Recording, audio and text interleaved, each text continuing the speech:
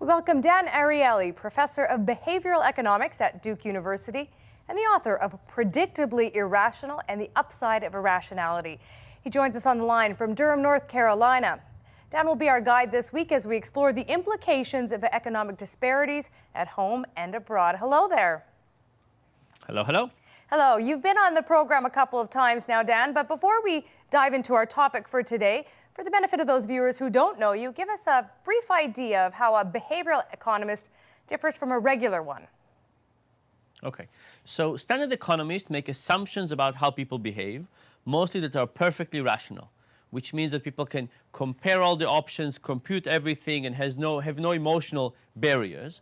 And then they make an application of those ideas. They say, if you are this way, here is what you should do in terms of policy, for example. Behavioral economists don't make any assumptions about human beings. Instead, what we do is we put people in different situations and we observe how they behave. And often it turns out that when you observe how people behave, they don't behave as rationally. We are myopic and vindictive, and we don't look into the future, and we are too trusting, and we steal a lot. We do all kinds of things that are not perfectly rational.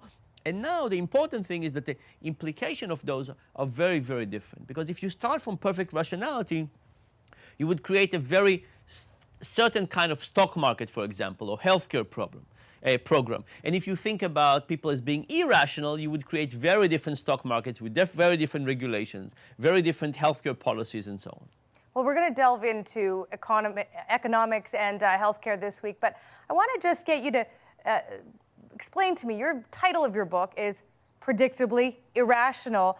So human beings are not only irrational, but predictably so. Explain what you mean by that. Give me some examples. Yeah, so the easiest example to think about is not from decision making, but from vision. Think about something like a visual illusion.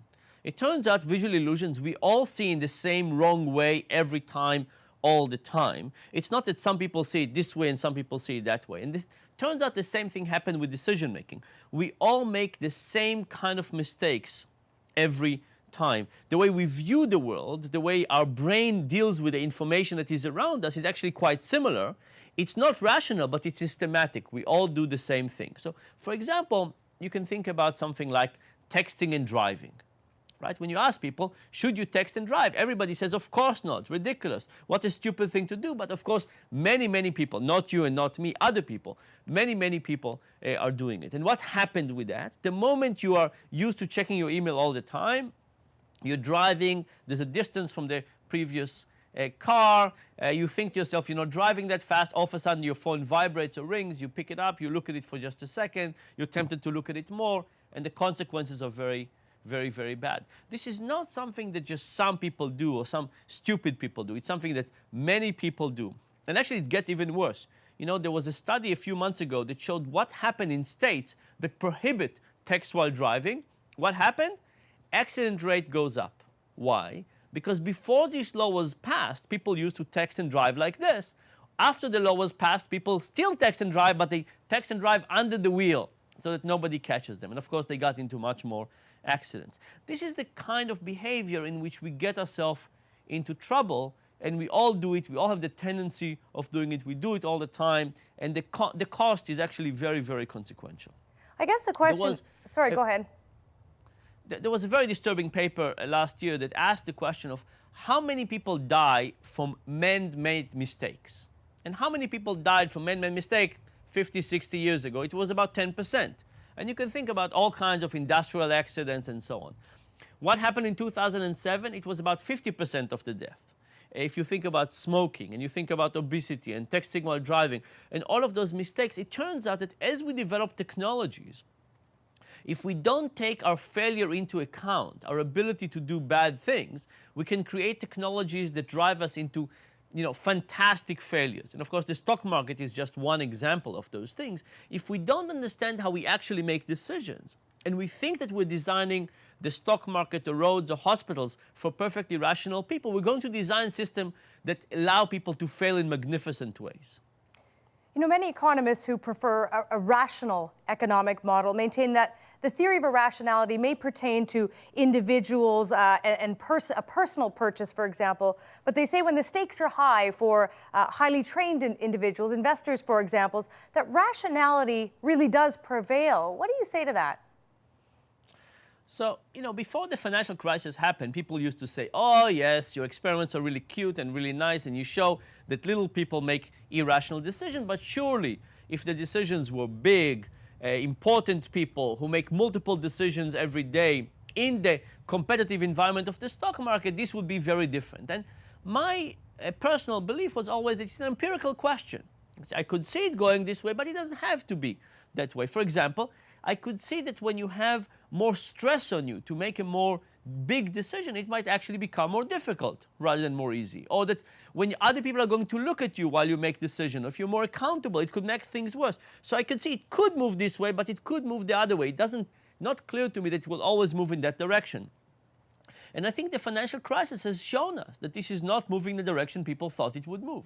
That in fact, when people make big decisions in a competitive environment of the market, sometimes things are much worse than if they make it for their own. And there's actually quite a lot of reasons for that.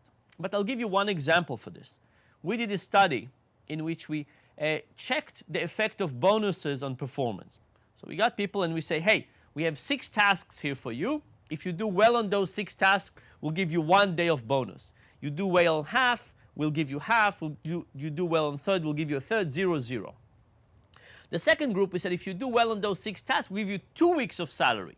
Half, a third, and so on. And the third group, we said, if you do well on those 6 tasks, we'll give you 5 months of salary as a bonus. So think about it. The magnitude of the bonus increased dramatically. What will happen to performance? What we saw is between the 1 day and the 2-week bonus, there was no difference in performance. Didn't go up and didn't go down. For the 5 months bonus condition, performance went down dramatically. Why? Because it turns out that money is both a motivator and a stressor. When I give you lots and lots of money to do something really well, you want to do it very well, but it doesn't mean necessarily you're going to succeed. If it's something simple like jumping or painting or doing something with your hands or legs, more money leads to better performance. But it's about thinking and concentration and creativity. Those things we don't control to the same degree. And if I offer you a big bonus, mistakes actually increase and performance goes down. So to the extent that we have data about this, it suggests that when decisions become big and important, performance doesn't necessarily go up. In fact, it can go down, and it can go down dramatically. You know, some of the biggest decisions economically have been made in your country over the last couple of years since the financial meltdown, and behavioral economics gained some notoriety and some ground coming out of that. Yeah, Alan Greenspan, the former U.S. Federal Reserve Chair, said, you know what, sometimes we do act irrationally.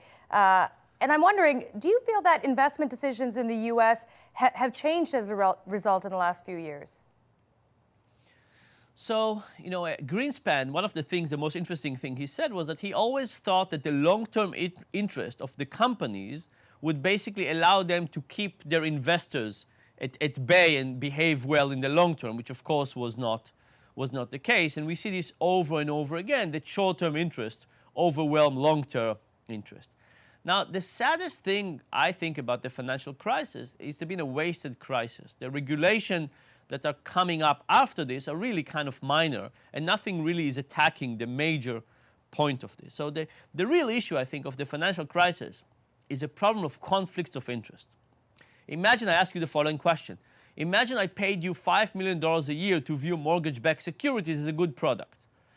And now ask yourself whether you would not truly start believing that they're good products. I'm not saying that you will say it and not believe it. Wouldn't you actually shade your opinion and start believing that they're better than they are? And it turns out you would. Right? The moment you get so much money to see reality in a certain way, you can see reality in that way. And this is what conflicts of interest is all about. And we recognize conflicts of interest in something like sports. We recognize that if we like team 1 or team 2, in Canada you have some sports team, right? Like, give me some examples. Do you have any teams in Toronto? The Leafs, the Montreal Canadiens.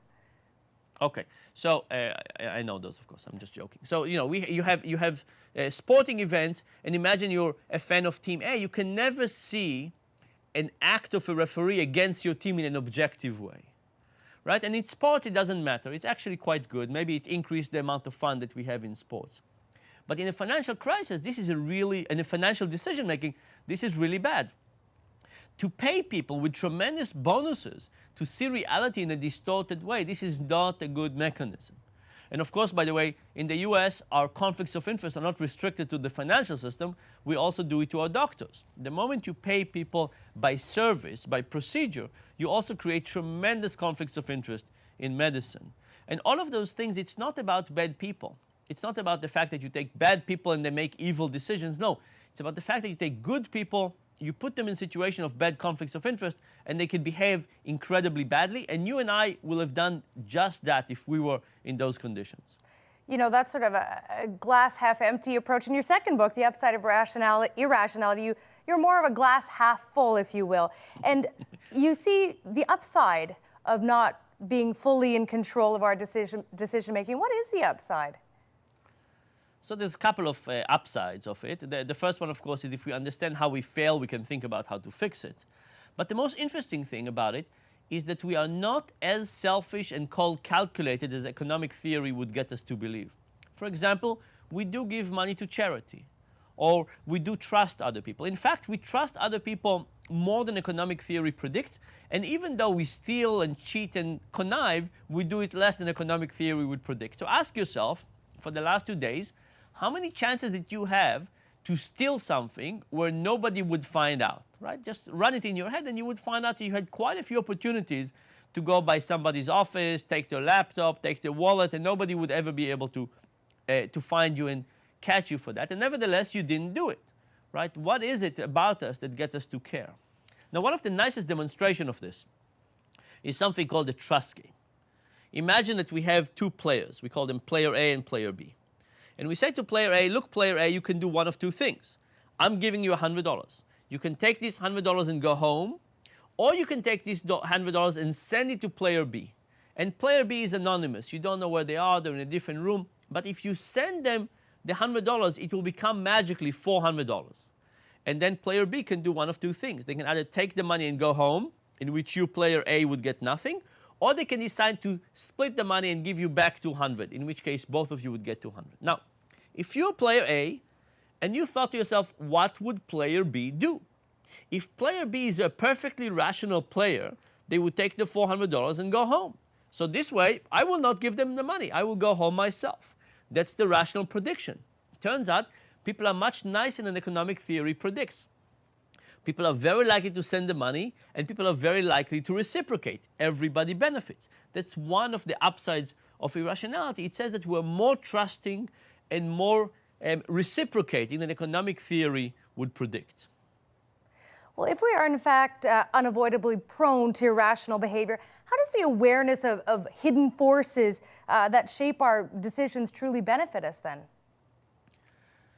So there are many ways to think about this. The first one is that you could think to yourself that you will just start to make more rational decisions. You would come to each decision and you would weigh the cost and benefits and pros and cons more actively. This is not likely to happen.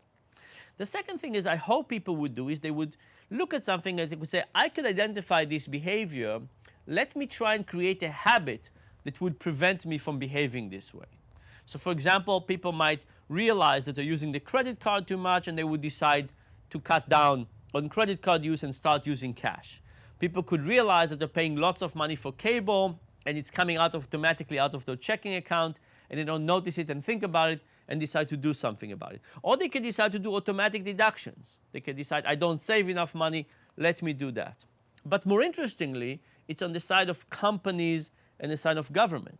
If you, as a company, you realize that people are making mistakes, then it means you have the opportunity to offer people something that would make them better off. So think about something like obesity. If you're a rational Chicago school kind of an economist, you say, why are people obese? And the conclusion would be that people are obese for the right reasons, right? People always make the rational choice. So obesity is perfectly explained. That's what people do. That's what they care about. And then you would say, why is it? It's because people love eating fast food and people don't care about living very long. That would be kind of one of the conclusions. If you come from the behavioral economic perspective, you would say, well, that might not be the reason. People might really want to live healthy, but have a really hard time resisting donuts and cookies and other things at the moment. And the smell when we go into one of these Tim Hortons is overwhelming us and we get into too many of those donuts. And as a function of that, if you understand the self-control problem, now you can think about what are you going to do differently, how you get people to eat less donuts, fewer of them, not as frequently. What else can you do? So the moment you start to understand how people fail, you can also start and think about how to fix it. Dan, thanks for kicking off a great conversation today. You'll be back, of course, tomorrow. We'll be talking more. Dan Ariely, professor of behavioral economics at Duke University, on the line from Durham, North Carolina. And tomorrow we will continue our conversation with Dan, and we're going to explore issues around healthcare and irrationality.